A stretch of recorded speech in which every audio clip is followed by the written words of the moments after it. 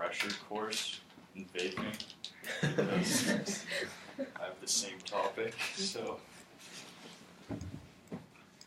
it'll be fun.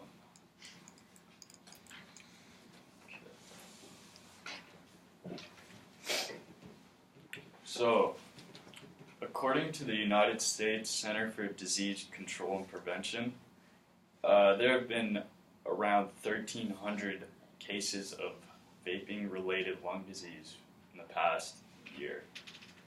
That doesn't seem like that big of a number, but the thing that really shocks me about it is the fact that 80% of those people are under the age of 35. And as somebody who is themselves under the age of 35, and I use my lungs every day, I don't know about you guys, I find that really kind of scary. Not saying that it's an epidemic per se, but it is an outbreak that is happening right now. And we don't know the cause of that outbreak, so that's another really concerning factor to me. We may not know the straight up cause of it, but we do know the trends within each of these cases. So one really prominent trend is cannabis, vaping cannabis. And with that, these cannabis carts that they usually vape are procured off the street in an illegal manner. So not from a dispensary, usually they're untested, cut with something.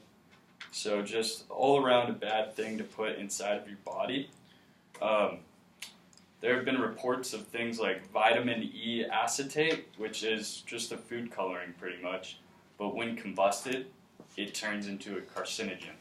And those are being found in these carts, along with pesticides that, when combusted, turn into cyanide, which, if you know what cyanide is, it's one of the deadliest poisons that is on the planet accessible.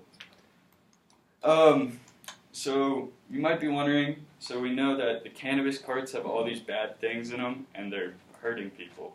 So what are we going to do about that? One possible solution would be federal legalization.